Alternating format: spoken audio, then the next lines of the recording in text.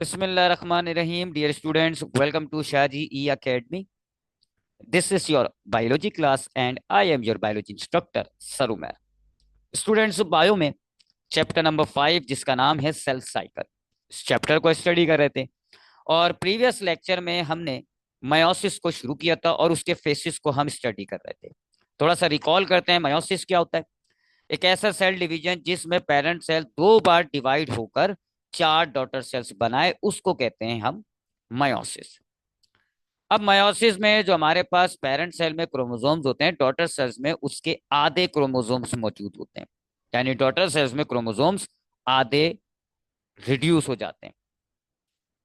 ये जो मायोसिस होता है, ये हमारे गॉनेट्स में जो जर्म सेल्स होता है वो जर्म सेल्स मायोसिस करते हैं और उससे के गैमेट्स बनते हैं। अब जो मायोसिस होता है वो हमारे पास फेसिस में डिवाइड हुआ हुआ है। सबसे पहले मायोसिस में दो फेसिस होते हैं। एक कहलाता है मायोसिस वन, जिसमें सेल डिवाइड होकर दो सेल्स बनते हैं, क्रोमोसोम्स की तादाद इन दो सेल्स में आधी हो जाती है। फिर मायोसिस टू होता है जिसमें ये दो सेल्स मजीद डिवाइड होकर चार सेल्स बन जाते हैं। मायोसिस वन, इसको हम पांच सब फेसिस में डिवाइड करते हैं: prophase one, metaphase one, anaphase one, telophase one और साइटोकाइनेसिस वन। सिमिलरली जो मायोसिस टू होगा उसको भी हम पांच सब स्टेजेस में, सब फेसिस में डिवाइड करते हैं: prophase two, metaphase two, anaphase two, telophase two और साइटोकाइनेसिस टू। अब ये जो मायोसिस का फर्स्ट डिवीजन है मायोसिस वन, ये हमने प्रीवियस लेक्चर में पढ़ा। आपने देखा मायोसिस वन जो फर्स्ट डिवीजन है मायोसिस वन, इसमें एक सेल डिवाइड होकर दो सेल्स बनते हैं और क्रोमोसोम्स की तादाद इन दो सेल्स में आधी हो जाती है। यानी अगर पेरेंट सेल में क्रोमोसोम्स 46 थे तो मायोसिस वन के बाद जो हमारे पास दो डॉटर सेल्स आएंगे उनमें क्रोमोसोम्स की तादाद आधी, 46 का आधा 23। अब हमने उसमें तमाम फेसेस पढ़ी। हमने देखा प्रोफेस वन काफी लेंथी फेस था, उसमें हमने पांच सब स्टेजेस पढ़ी थी: leptotene, zygotene, pachytene, diplotene, diakinesis. फिर उसके बाद आपने मेटाफेस पढ़ा, एनाफेस पढ़ा, टीलोफेस पढ़ा और साइटोकाइनेसिस पढ़ा।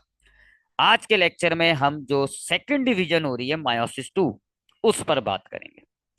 अब रिमेंबर, मायोसिस टू शुरू करने से पहले ये बात ध्यान में रखें, मायोसिस वन हो चुकी है, अब हमारे पास दो डॉटर सेल्स हैं। मायोसिस टू में ये दो डॉटर सेल्स डिवाइड होकर चार डॉटर सेल्स बन जाएंगे। तो मायोसिस टू दो सेल्स में हो रहा होगा, दोनों सेल्स में एक साथ साइमल्टेनियसली हो रहा होगा और दोनों सेल्स पे डिवाइड होकर चार डॉटर सेल्स बन जाएंगे। दूसरी बात ये याद ध्यान में रखिएगा, मायोसिस वन जब हुआ तो हमारे पास जो डॉटर सेल्स आए उनमें क्रोमोसोम्स की तादाद आधी हो चुकी है। लिहाजा मायोसिस टू में अब क्रोमोसोम्स मजीद आधे नहीं होंगे। जितने हमारे पास इन दो डॉटर सेल्स में क्रोमोसोम्स हैं, मायोसिस टू के बाद जो चार डॉटर सेल्स बनेंगे उनमें क्रोमोसोम्स की तादाद उतनी ही रहेगी। ठीक। तो ये जो मायोसिस टू है इसमें हमारे पास दो पेरेंट सेल, दो डॉटर सेल्स थे, ये डिवाइड होकर चार डॉटर सेल्स बनेंगे और जो क्रोमोसोम्स की तादाद है वो तो ऑलरेडी रिड्यूस हो चुकी है। मायोसिस वन में क्रोमोसोम्स की तादाद आधी हो चुकी है, लिहाजा अब मायोसिस टू में जो हमारे पास चार डॉटर सेल्स बनेंगे इनमें क्रोमोसोम्स की तादाद सेम रहेगी। 23 थे तो 23 ही रहेंगे। और ये भी याद रखिएगा कि ये बिल्कुल माइटोसिस की तरह हो रहा होगा, क्योंकि क्रोमोसोम्स की तादाद सेम नहीं हो रही, तो ये माइटोसिस की तरह है। और एक बात और ध्यान में रखिएगा, जो हमारे पास अभी सेल में न्यूक्लियस में क्रोमोसोम्स होंगे वो रेप्लिकेटेड क्रोमोसोम होंगे, हर क्रोमोसोम के साथ एक क्रोमेटिड, उसकी एक कॉपी अटैच हुई हुई होगी। तो अब हम मायोसिस टू शुरू कर रहे हैं। मायोसिस टू में हमारे पास स्टार्टिंग में दो सेल्स होंगे, दोनों सेल्स में क्रोमोसोम की तादाद हैप्लॉइड होगी और दोनों सेल्स में जो क्रोमोसोम्स होंगे वो रेप्लिकेटेड क्रोमोसोम्स होंगे। फिर जब ये मायोसिस टू हो जाएगा तो हमारे पास चार डॉटर सेल्स बन जाएंगे। चारों डॉटर सेल्स में क्रोमोसोम की तादाद उतनी ही रहेगी, हैप्लॉइड थे हैप्लॉइड ही रहेंगे। ठीक। और ये बिल्कुल माइटोसिस की तरह होता है। अब इसकी पांच सब फेसिस होती हैं, इसमें पहली होती है प्रोफेस टू। ये बिल्कुल माइटोसिस की तरह है, मैंने आपको बार बार कह रहा हूं, ये बिल्कुल माइटोसिस की तरह है। यानी कि माइटोसिस की प्रोफेस, मेटाफेस, एनाफेस, टीलोफेस जैसे होती है यहां पर भी बिल्कुल वैसे होगी। प्रोफेस टू में क्या क्या काम होता है जी? न्यूक्लियर मेम्ब्रेन, दोनों सेल्स की जो न्यूक्लियर मेम्ब्रेन है वो डिसअपियर हो जाती है।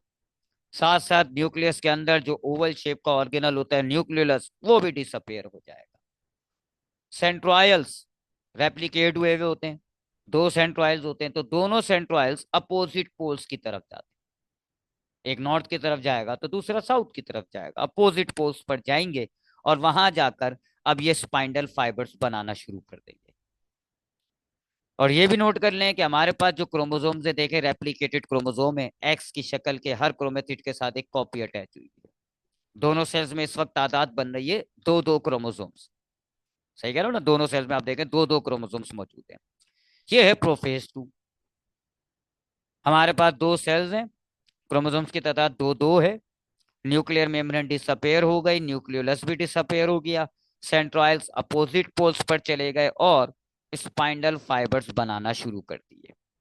अब प्रोफेज टू के बाद सेकंड फेज आती है, सेकंड सब फेज, इसका नाम है मेटाफेज टू। स्पाइंडल फाइबर्स जो कि प्रोफेज टू से ही बनने शुरू हो गए थे, अब वो ग्रो करते करते क्रोमोसोम्स के साथ अटैच हो जाते हैं। क्रोमोसोम्स का जो सेंट्रोमेयर होता है, यहाँ पर एक डिस्क शेप का प्रोटीन होता है, काइनेटोकोर कहा जाता है, वहां से ये स्पाइंडल फाइबर्स अटैच हो जाते हैं। हर क्रोमोसोम से दो स्पाइंडल फाइबर्स अटैच होंगे जो कि अपोजिट पोल से आ रहे होंगे। अब जब ये सारे क्रोमोसोम जब स्पाइंडल फाइबर से अटैच हो जाते हैं तो फिर सारे क्रोमोसोम्स अपने आप को अलाइन कर लेते हैं। सेल का जो इक्वेटर होगा उस लाइन पर ये सारे क्रोमोसोम्स अपने आप को अलाइन कर लेते हैं। ये हो जाती है metaphase two. Spindle fibres grow करते हुए क्रोमोसोम से अटैच हो गए। हर एक क्रोमोसोम से दो स्पाइंडल फाइबर्स अटैच हुए हैं अपोजिट पोल्स के, और ये क्रोमोसोम्स इक्वेटर पर अरेंज हो गए। अब मेटाफेज के बाद थर्ड सब फेस आती है, उसको कहते हैं एनाफेज टू। अब इस सब फेस में जो स्पाइंडल फाइबर्स है वो कॉन्ट्रैक्ट होने लग जाते हैं। ये स्पाइंडल फाइबर अब वापस सेंट्रोइल्स में जाएंगे, जिससे क्रोमोसोम पर एक फोर्स अप्लाई होगी और क्रोमोसोम्स ब्रेक होगा। इसमें दो क्रोमेटिड्स थे, एक ओरिजिनल क्रोमेटिड है, एक रेप्लिकेटेड क्रोमेटिड है। ये दोनों क्रोमेटिड्स अब अलग हो जाएंगे। अब दोनों क्रोमोसोम्स के एक एक क्रोमेटिड एक तरफ जा रहे हैं और दूसरे दूसरे क्रोमेटिड दूसरी तरफ जा रहे हैं। ये एनाफेज टू होती है। फिर टीलोफेज टू आएगा। अब टीलोफेज टू में क्या होता है, जो स्पाइंडल फाइबर्स हैं वो कॉन्ट्रैक्ट होते होते आखिर में वापस डिसअपेयर हो जाते हैं।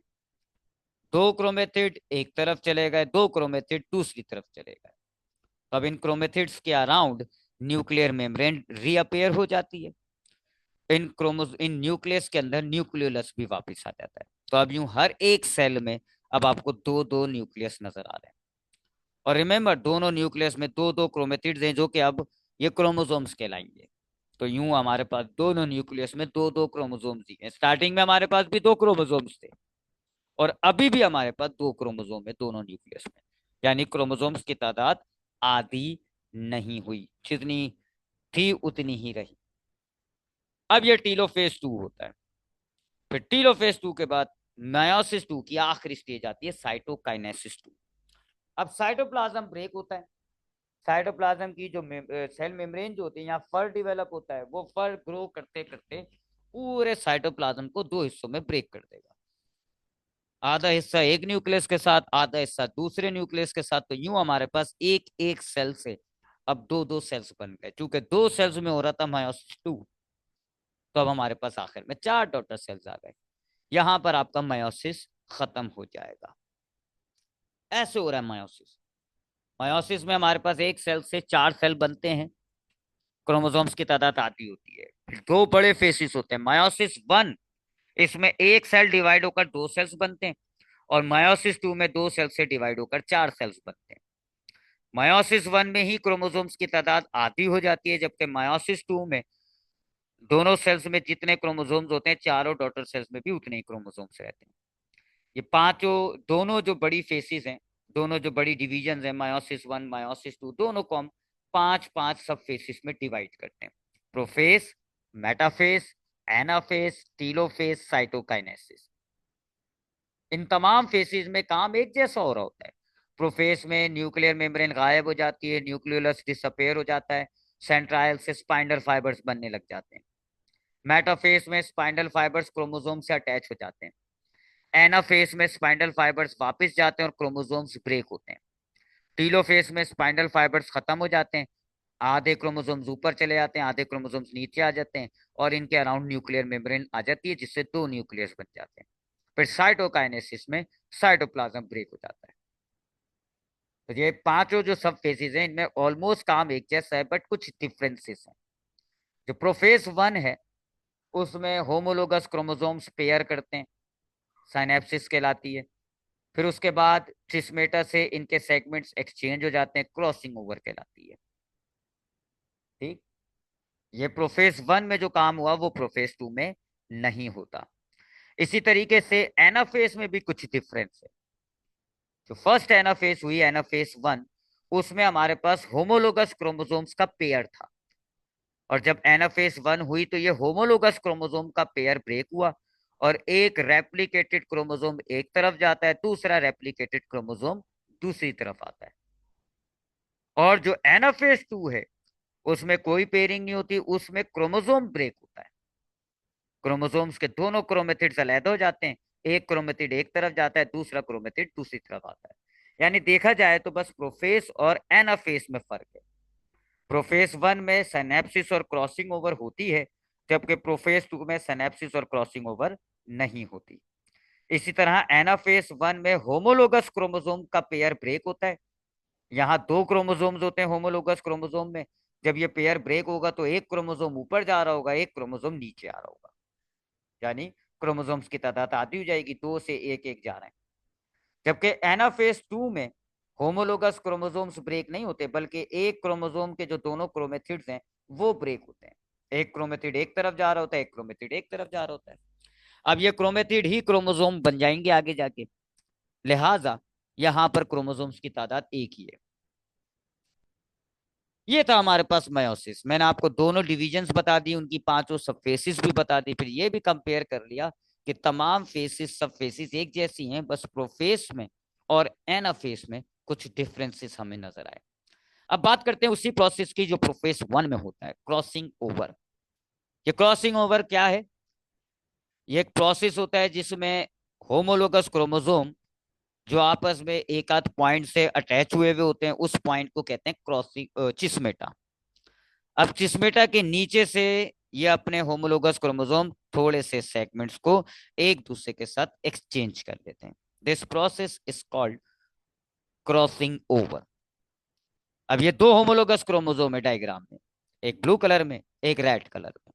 दोनों होमोलोगस क्रोमोसोम है क्योंकि दोनों का साइज, शेप, सेंट्रोमेयर की पोजीशन एक जैसी है।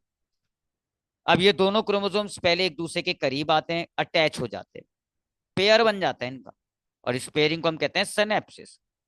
फिर ये दोबारा एक दूसरे से अलग होते हैं, बट एक आध पॉइंट से ये जुड़े रह जाते हैं। यहाँ आपको देखें, इस पॉइंट से ये दोनों होमोलोगस क्रोमोसोम्स एक दूसरे से अटैच है। ये पॉइंट कहलाते हैं चिस्मेटा। अब चिस्मेटा से नीचे इन्होंने अपने सेगमेंट्स को एक दूसरे के साथ एक्सचेंज कर दिया।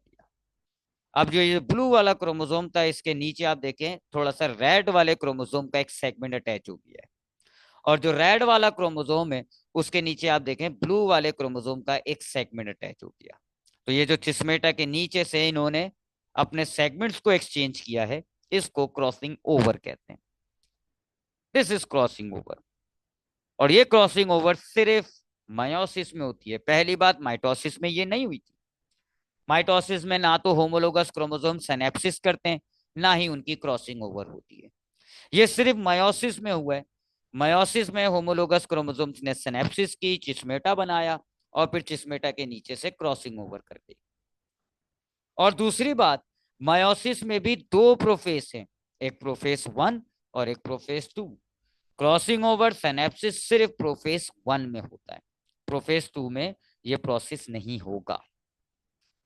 अब इसका बहुत बड़ा फायदा है, इससे जो ऑफ स्प्रिंग पैदा होती है, आपको याद हो मायोसिस में आपको कहा गैमेट्स बनने में इस्तेमाल होता है।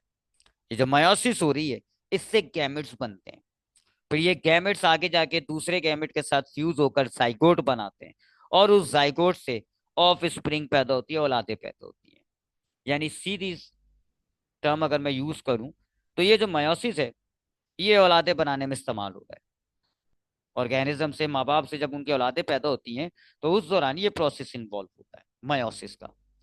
अब मायोसिस का प्रोसेस इन्वॉल्व हो रहा है तो इसका मतलब है क्रोमोसोम्स के अंदर होमोलोगस क्रोमोसोम में क्रॉसिंग ओवर भी हो रही होगी, और इस क्रॉसिंग ओवर के नतीजे में हमारे पास जो ऑफ स्प्रिंग है उसमें वेरिएशंस पैदा होती है। आप देखते हैं कि जो माँ बाप से औलादे पैदा होती हैं वो बहुत हद तक माँ बाप से सिमिलर होती हैं, बट कुछ डिफरेंसेस होते हैं। जैसे मिसाल के तौर पे अगर आप एक औलाद पैदा हो, अब आप देखें पूरा उसका जो फेस है वो माँ बाप से मिलता जुलता है, बट आंखें थोड़ी सी उसकी चेंज है, आंखों के साइज शेप में थोड़ा सा फर्क है। तो जब वो पूरा एग्जैक्टली फादर से मिल रहा है तो इसका मतलब है उसमें फादर का एक क्रोमोसोम मौजूद है, बट वो थोड़ा सा क्यों डिफरेंट हो रहा है, क्योंकि उस फादर के क्रोमोसोम में क्रॉसिंग ओवर के जरिए थोड़ी सी चेंजिंग आ चुकी है। सही। अगर ये वाला सपोज करें, ये जो क्रोमोसोम है इसमें वो तमाम हेरिडिटी करेक्टर ने जिससे फेस बनता है, तो अब औलाद में अगर ये पूरा का पूरा ब्लू कलर का क्रोमोसोम चला जाता तो फिर जो औलाद है उसकी पूरा जो फेस है, पूरा स्ट्रक्चर के एतबार से वो फादर जैसा हो जाता। बट हुआ क्या, मयोसिस के दौरान क्रॉसिंग ओवर हो गई। अब ये वाला क्रोमोसोम जाएगा जी औलाद में, तब बहुत हद तक तो उसका चेहरा फादर से मिलता जुलता होगा, पर थोड़ी सी वेरिएशन होगी, चेंजिंग होगी, क्योंकि ये क्रोमोसोम अब कंप्लीटली फादर का क्रोमोसोम नहीं रहा, इसमें थोड़ी सी किसी और क्रोमोसोम का एक सेगमेंट अटैच हुआ हुआ है।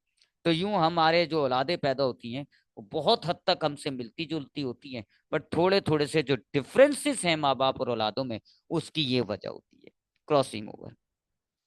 हम अपने माँ बाप हम अपने माँ बाप से काफी हद तक मिलते जुलते हैं, बट जो फर्क आपको नजर आ रहे हैं आप में और आपकी माँ बाप में, वो इस क्रॉसिंग ओवर की वजह से होता है। तो ये इसका एडवांटेज होता है, इससे जो औलादे पैदा हो रही हैं उनमें वेरिएशंस आती हैं।